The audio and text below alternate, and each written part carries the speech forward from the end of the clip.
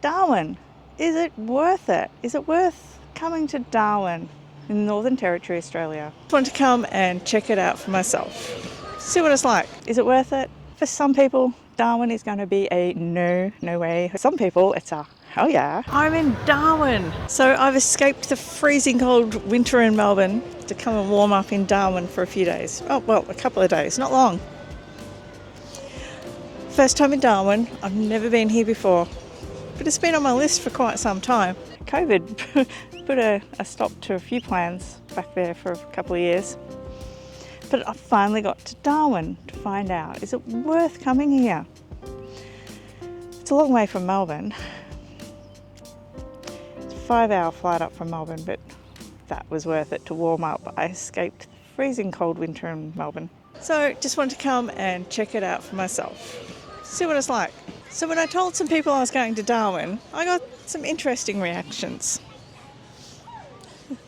I told my daughter, who has been in Darwin before, and she goes, "Darwin's lame. Why would you want to go there?" Okay. And then someone else says, "Darwin's just one street. Why would you want to go to Darwin?" Apparently Mitchell Street is the one street, but I believe there's a little bit more to see than that. And then a couple of other people have just said, "Why do you want to go to Darwin?" I'm like, why not? Why not? Well, one, it's warm. It's hot. Anything hot and humid, it's got my vote of confidence to start with. Say no more. Is it worth coming to Darwin? Depends what you like to do. Depends if you like the heat. I love the heat. It's hot. So that's a winner for me to start with. I love it. Depends what you like to do when you travel, what you like to see. Is it worth it? This time I'm on my way to Bali, so I thought, why don't I just stop in and call in at Darwin just for a few days and see what it's like. Is it worth it? I'm only here for 3.5 days and I'm not ready to leave. I'm leaving today in a few hours to fly to Bali. I'm not ready to leave Darwin. I'm definitely coming back again. There's a lot to see and do here. But what do you like to do when you travel? What do you want to see? For some people, Darwin is going to be a no way, Jose. For some people, it's a hell yeah. Just depends. Hey, welcome to my channel. If you're new here, welcome. So happy to see you. I'm Linda. I'm a travel guide, travel vlogger, avid explorer and adventurer, here to help you to travel better. Hopefully I can give you some information, talk about some of my experiences so you can plan and travel better. Or if you're just an armchair traveller like I am for a lot of videos too, sit back and enjoy. And if you've been here before, welcome back. It's so good to see you back. If you like shopping, don't come here for shopping. It's not a shopping mecca. There's a couple of shops, but essentially it's a big country town. You've got your staple Australian retail. There is Smith Street Mall for shopping, Mitchell Street, and larger shopping malls out in the suburbs. Don't come here for shopping, unless you like markets. So you can go to the Mindil Beach night market and the Parapep Saturday markets. So apparently I got to the Mindil Beach one, didn't get to the Parapep one. That's good shopping, but don't come here if you're an avid shopper. Beaches, if you're into beaches, surfing, swimming, yeah, nah, Darwin's not for that either. I mean, I love beaches and I love the water. Not really swimming beaches here. Crocodiles put a stop to that. Also, the box jellyfish are deadly here. Stay out of the water. Stay out of the water unless you're in a protected area, protected from crocs and box jellyfish. 6 metre tides, mangroves, mudflats. The tide out is a long way to the water. Tide in, there's no sand and no beach.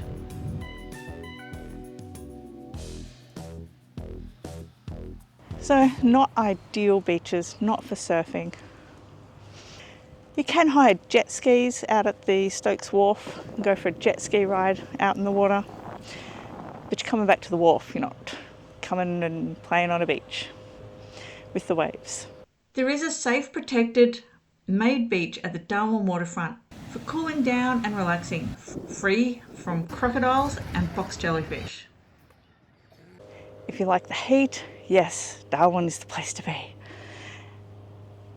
I'm here in the dry season and it's hot. It's not too humid, it's just a nice dry heat at the moment. Apparently the wet season is very, very, very humid and very, very hot. You know what? I love hot and humid. I love humidity as well. So, but Darwin's hot. Is it worth it? Is it worth coming to Darwin? If you want somewhere quiet and relaxed, just at a slow pace, to slow down, Darwin's your place.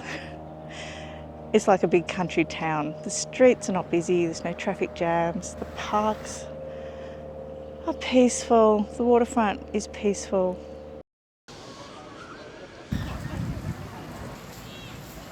Oh, right in front of me, let me show you what's in front of me right now. Oh, we have some birds walking around the park.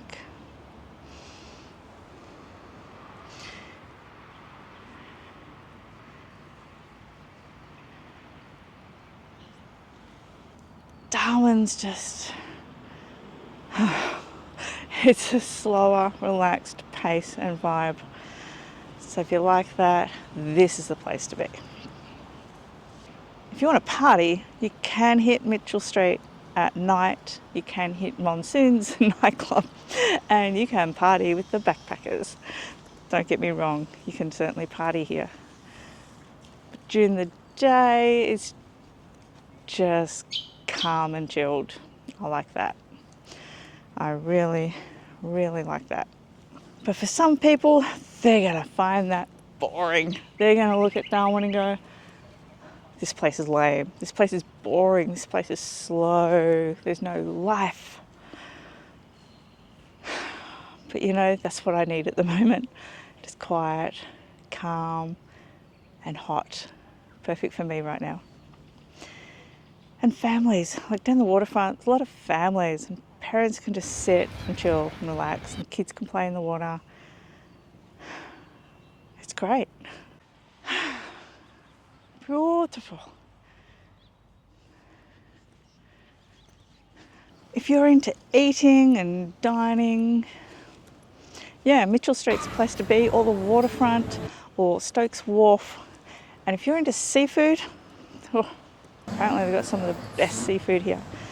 Best barramundi, apparently. There's plenty of places to eat and dine on good food here. The Mindle Beach Night Market is a food mecca. There's more food than not food at that market, I think.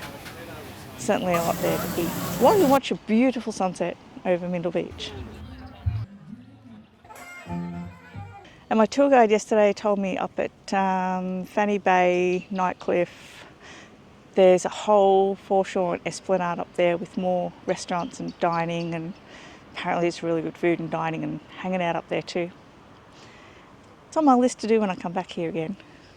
If you're into nature, wow. Darwin is the base for day tours out to Litchfield National Park and Kakadu National Park and heaps of other places like Berry Springs. Base yourself here. I did a day tour to Litchfield National Park yesterday. It was phenomenal. It was amazing. It was the most beautiful. It was such a great day out. I definitely have it on my list to come back here and do a Kakadu tour. You can do single day tours out to Kakadu, but I think ideally you need to go do the 3-4 day tours. That place is huge.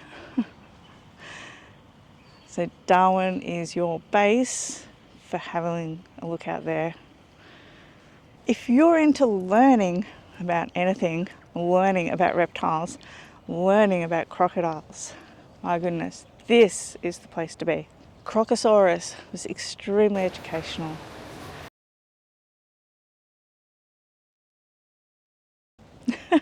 Very educational. There's a lot to learn. It was fascinating. As part of my day tour yesterday to Litchfield National Park, I did go on the Adelaide River, see the jumping crocs. Now that was amazing.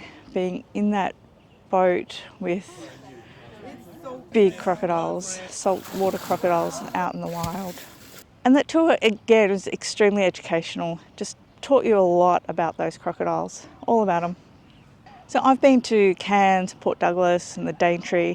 So when I went on tour up in the Daintree, I did go on a tour down the river there. And I did see crocodiles, but nothing like what I saw here in Darwin.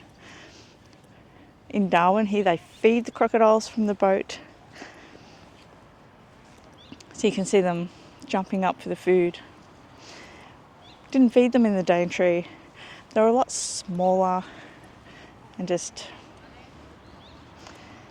hanging out on the edge of the river in the Daintree. These ones in Darwin, they wanted to eat us. Darwin is the place to come if you want to learn about crocodiles.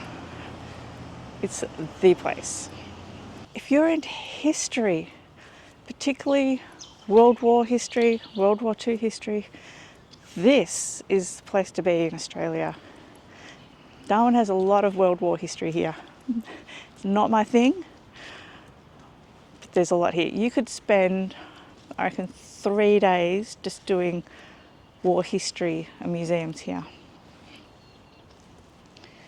There is the Darwin Museum, there's the War Museum, there's the Royal Flying Doctor Service, which has a lot of history and war history as well. There's the oil tunnels to walk through, which I did yesterday. There's Bicentennial Park here, which has lots of plaques with lots of history if you want to read through all that. Lots of free war history information boards here in the Bicentennial Park.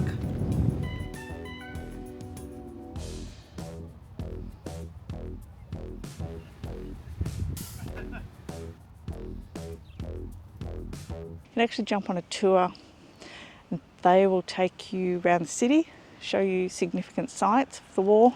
Yeah, you could do 3 or 4 days here just on the war history if that's your thing. If you're into fishing, you can come fishing here. You can go on tours, out boats, go out fishing. You can actually fish here without a license, which in most states of Australia you do need a license. You can drive a boat here without a boat license, where in most states of Australia you need a license to operate a boat. So you can just go fishing anywhere here without a license. So if that's your thing, come fishing. I'm travelling solo in Darwin on this trip. Do I feel safe? In the main tourist areas, yes. Do keep your wits about you. Just general advice for being solo anywhere in the world. Stay alert, stay aware, be street smart. Protect your things, be confident, look confident, look like you know what you're doing, look like you know where you're going. All those general rules about keeping yourself safe solo anywhere in the world. Every city has its angry people on the streets. I think Darwin has more than you might be used to for angry people on the streets. You just need to stay strong, stay confident, stay aware, and cross to the other road. cross to the other side of the street if you need to. Just get out of their way. Certainly quite a few angry people here in this city on the streets, particularly at night. So at night I stay close to the tourist areas. I stay close to where it was a lot of people, safety in numbers, with a lot of other tourist crowds. And at night I got an Uber to Mindil Beach and back in an Uber. As I said, I am only here for 3.5 days and I am flying out of here in just a few hours. And I'm not ready to leave. I quite like it. And I think there's a lot more here that I would like to see and do. As I said, I'd definitely love to go a Kakadu tour, base myself here. Berry Springs, I heard about the nature parks there. That would be amazing to spend some time there. It's just nice to chill and relax. Even in Mitchell Street on the bars, you can just sit there and people watch. And people are friendly. I felt safe there in the bars in Mitchell Street. It's just so much fun. It's just really relaxed, chill vibe. Love it. And warm, it's so warm. Also on my to-do list is Botanical Gardens Museum and Art Gallery, East Point, the museum and the mangroves walks. I'd love to explore Nightcliff Beach and Rapid Creek and Fanny Bay and Parapap and check out the market there. I didn't get time to see Cullen Bay and the marinas, that would be cool. Or Nebraska Beach or Casarana Beach and Lee Point. There is so much to see here. I'm coming back. Now, if you're looking for accommodation in Darwin, you might notice, the first thing you'll notice is there's a lot of big backpackers youth hostels. And if you're walking down Mitchell Street, you're going to see youth hostels everywhere, big ones. And you're going to see a lot of backpackers. By backpackers, I mean generally 18 to 30-year-olds visiting Australia. They may not have backpacks. I do realise that. But hanging out in Darwin, hanging out down the waterfront precinct, walking around the parks, the shopping mall, out on the day tour to Litchfield, I'm like, where's the backpackers? I don't see them during the day. Just don't see them anywhere. Although every restaurant, food place, hospitality, hotel is run by young people with these beautiful European accents. They're the backpackers. And I did meet some really friendly, lovely locals at the bar in Mitchell Street.